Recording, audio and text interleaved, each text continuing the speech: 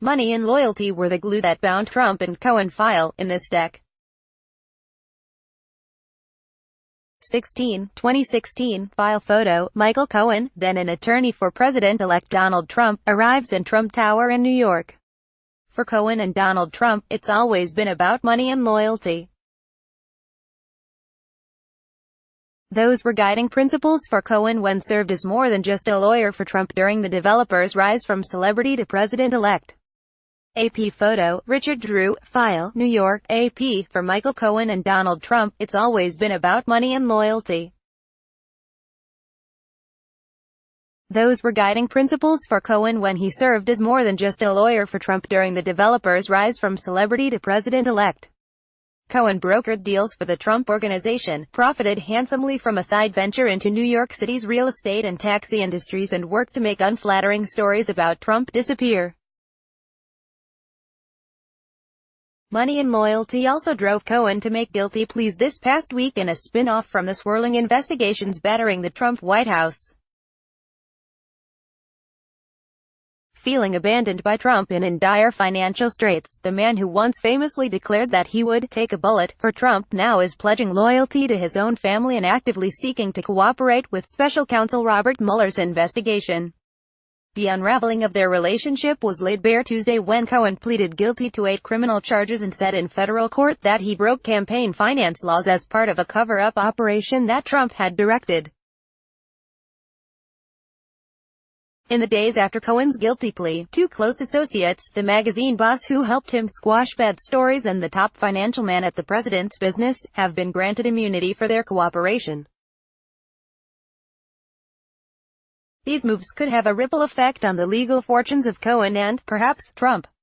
For years, Cohen was a fixture in Trump's orbit. Working alongside Trump and Trump's 3 adult children, Don Jr., Ivanka, Eric, in Trump Tower, Cohen took on a number of roles for the developer, including emissary for projects in foreign capitals and enforcer of Trump's will. At times a bully for a family-run business, Cohen was known for his hot temper as he strong-armed city workers, reluctant business partners and reporters. He was there in the lobby of Trump Tower in June 2015 when his boss descended an escalator and changed history by declaring his candidacy for president. But Cohen's place in Trump's political life ended up being peripheral.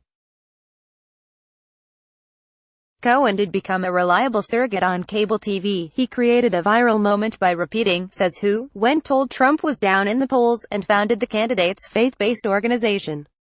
But Cohen was never given a prominent spot in the campaign. And despite telling confidants that he thought he had a shot at White House Chief of Staff after the election, Cohen was never given a West Wing job.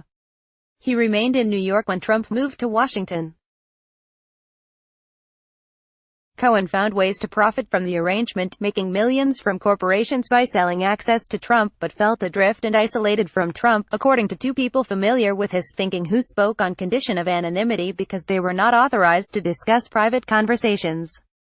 But early one April morning, more than 3 dozen federal agents raided Cohen's home, office and hotel room. A chief focus for investigators was Cohen's role in making payments during Trump's campaign to women who claimed they had sex with Trump, and whether campaign finance laws were violated. In the fall of 2016, weeks before the election, Cohen had set up a limited liability company in Delaware to hide the deal he made to silence the pornographic film actress Stormy Daniels about an affair she said she had with Trump, where he grew within the White House about what had been seized. That April day, Trump berated the raid as an attack on all we stand for. But then, in a Fox, "I have nothing to do with his business," Trump said, asserting that Cohen was just one of many lawyers and was responsible for a tiny fraction of Trump's legal work. A dispute soon broke out between Cohen and Trump over who would pay the former fixer's mounting legal bills. Holed up in a Park Avenue hotel after his apartment flooded, Cohen began to worry about his financial future, according to the 2 people. By all appearances, Cohen's lifestyle was lavish. He bought a $6.7 million Manhattan apartment last fall, though the sale didn't close until April and no one could move in until the summer. With bills piling up for his team of expensive lawyers, the suddenly unemployed Cohen began to tell confidants that he was worried about his job prospects and ability to support his family.